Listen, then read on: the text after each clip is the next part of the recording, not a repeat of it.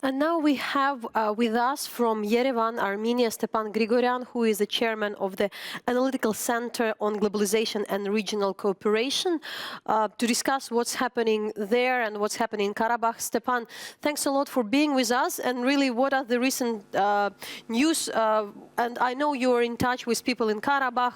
So what is the situation there? Now, current situation is very tension. Very hard, I say so. Periodically, we can see the ceasefire violation examples, but when we spoke yesterday, I want to say about yesterday's situation. Yesterday was a real war, Azerbaijani war against Karabakh. Today's situation is closer with ceasefire violation process. It's better than was, but not enough to finish this tension situation. So the Armenian government says that the Azerbaijani claims that they are not fighting any longer, while the Armenian government says it's not correct. What would you say on that? I want to say that in so type difficult situation, all sides blames each other, criticize each other. Real is very tension situation, and if we want to understand situation, it will be need to do some analysis. Who wanted to start this process, who was yesterday very close with war? Azerbaijani. Why Azerbaijan? Azerbaijan is very difficult situation. Azerbaijan wants to show the big powers in the world that Karabakh issue is not resolved. You know about Syria issue, about Ukraine problems connected with Russia aggression against Crimea, and so on. Why the Karabakh issue in a compare of these two big issues are small, but Azerbaijan wants to refresh situation, wants to say the world. It will be need to resolve this. In the same cases, Azerbaijan rejected to resolve snipers issues, who is very sensitive for all of us, and other issues. Why situation is hard and started this, unfortunately so, the Azerbaijan side. But Stepan, then what would be also the Armenian government, not a benefit, but at least something? How can they use this, and how can they, work with that? What could be their answer? What is their position? No, official position is so that official Yerevans, we are agree to continue or restart negotiation process. We are agree with Minsk group's co-chairman's proposals. Many proposals arise the Minsk group in these last days. We are agree to continue negotiation process in the framework of Madrid principles, which includes all issues who arises Azerbaijan, but officially is so situation. In society, we arise and another issues. For instance, we arise issue why our government was not ready to so type development in Karabakh region. Why? You know about yesterday situation when used Azerbaijan tanks, helicopters, and Azerbaijan, acknowledged that we shot down 2 tanks and 1 helicopter. It means the situation was very hard. But why is what not predictable for us? We arise this issue, but in any cases, it will be need to block this process, these developments, very negative development. It will be need to stop, and after that, restart some new positive tendencies, new positive processes.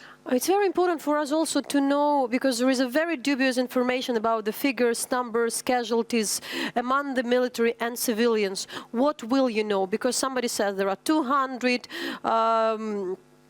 people who had been died from the Azerbaijani side. We're speaking about the military, then there is a denial, there are the civilian casualties. What we know so far?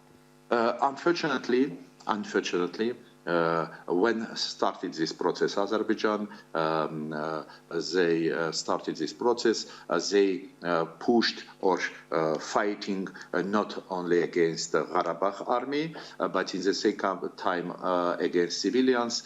Died one 12-year-old boy.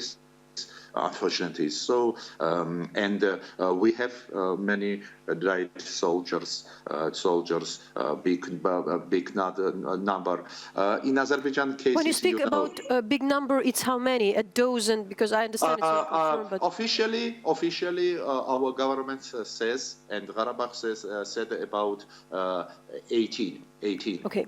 18 soldiers, but in any cases, in Armenia cases, our military, the defense minister is a little open. Why we don't say this is the final number, but we believe that this number is very close with the reality. In Azerbaijani cases, you know, they close now the mass media's possibilities or limited. Why? Difficult to say how many Azerbaijanians, but on Armenia TV I saw yesterday very big number killed Azerbaijani soldiers.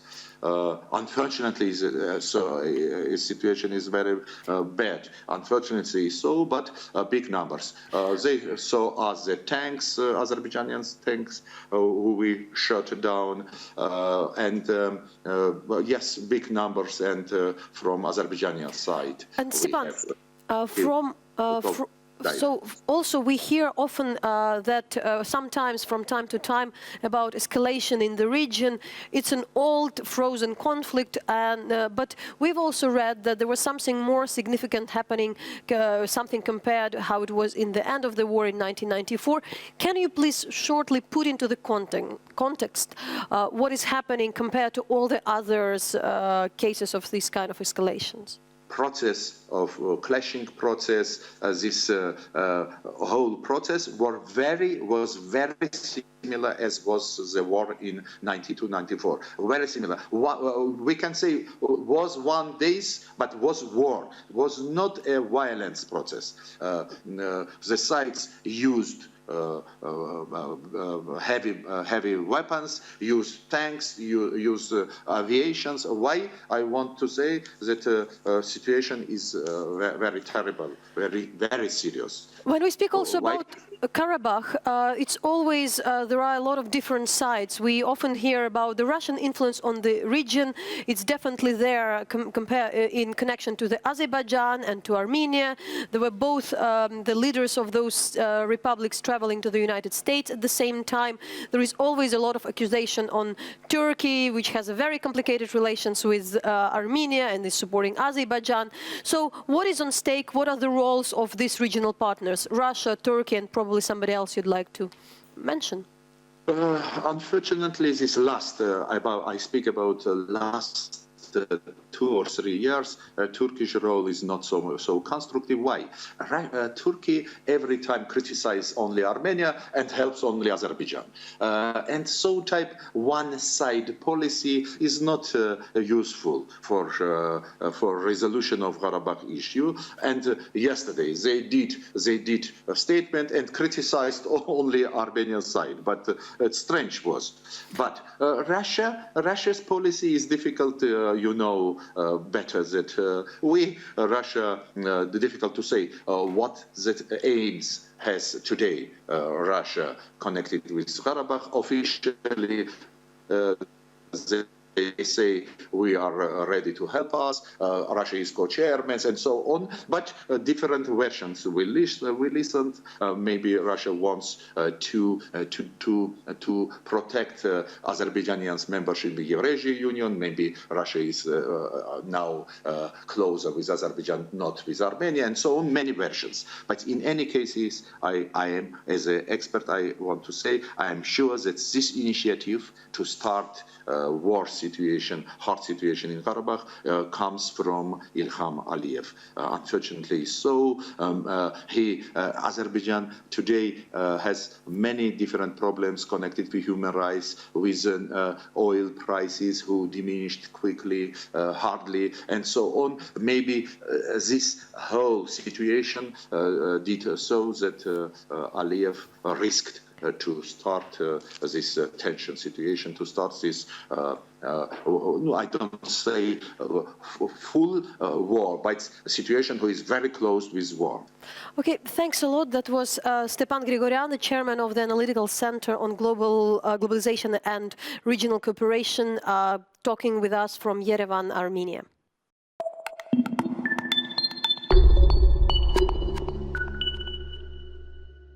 So today we have Arzu Geybullayeva, an independent journalist from Azerbaijan, joining us from Washington, D.C. Hi, Arzu. How are you? Good. Thank you. Thank you for having me. Great. So my first question is, what's the situation on the ground now in Nagorno-Karabakh? What are you hearing? Well, there have been statements from the Ministry of Defense. According to the most recent statement, the Ministry of Defense reported that they've seized all the military action and that they're actually working on strengthening the protection of the territories that they've taken yesterday. So officially, there is no more shooting. However, the team from the Karabakh, they're reporting that the shooting continues.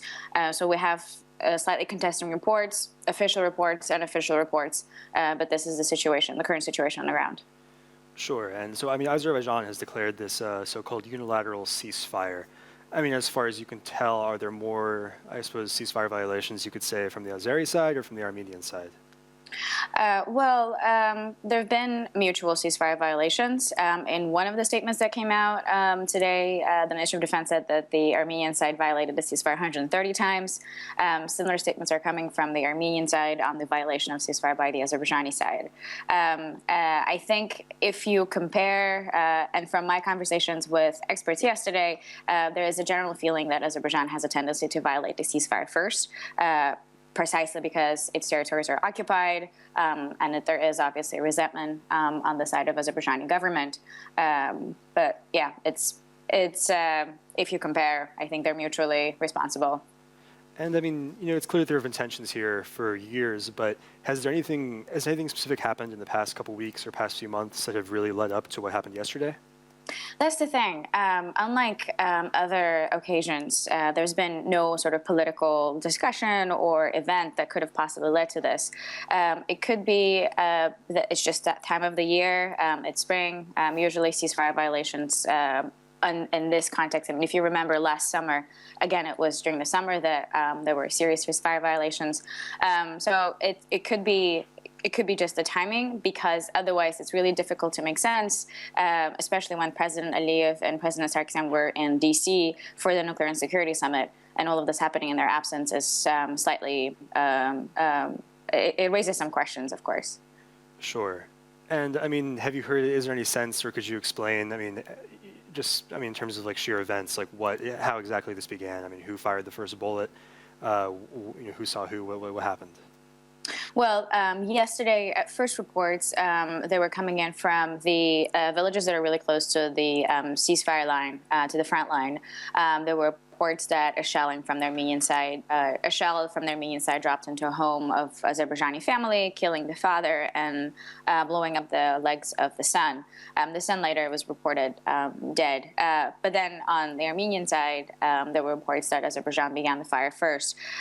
So I would not dwell on who began the firing first, but I would just focus on what happened. Pretty much most of the villages across the ceasefire line were under attack, and there have been losses on both sides. Yesterday, the Ministry of Defense reported 12 soldiers died on the Azerbaijani side and 18 on the Armenian side. But Azerbaijani Ministry of Defense did say that they've taken 3 villages, and today they're working on strengthening as I mentioned earlier, strengthening the positioning and the protection of the reoccupied territories. And internally, how is this going to play in Azerbaijan? Is it going to strengthen the current government, or is this sort of going to be viewed as a humiliation, maybe? Well, the fact that the Ministry of Defense claims that they've taken back some of the territories is going to play, of course, into the hands of the government. The fact that the ceasefire was violated is no news, and I don't think it's going to have much effect on it. There was a Vox Pop yesterday done by Radio Free Europe, and they were asking people around what they thought about the ceasefire violations, and people actually didn't know what was happening because most of the TV channels were on their normal schedule showing shows and some other things, but not news. So if you ask me what people think in general, I would say yesterday people were quite unaware of what was happening. Today they might be more up to date if the news showed anything. But I think in general, in terms of government's popularity, given the current political context in the country, it is really hard to say that it will definitely benefit the government because there are many other grievances, the economic crisis and democracy issues and whatnot. Sure, and let's maybe talk about the external politics here. I mean, does Azerbaijan have any real way of appealing to the West or appealing to regional allies in a meaningful sense, or are they sort of isolated? In terms of Nagorno-Karabakh conflict? Sorry. Or in general? Oh, I mean, in terms of Nagorno-Karabakh, yeah. Well, the main message of the Azerbaijani government to the West is that, our territories are occupied and we want this changed. They are trying to work some kind of negotiation with the West, but most of the time, I mean, there was a statement from the State Department yesterday saying that we support the a peaceful resolution to Nagorno-Karabakh. I think whatever it is, whatever appeal that they claim to the West, the West response will always be a peaceful resolution and not a military one. So this is the kind of leverage that they're using. Even though they're saying that our lands are occupied, I think they're getting the same answer over and over again. Okay, well, thanks for taking the time to talk, Arzu. I appreciate it. Thank you for having me. Great, thanks a lot.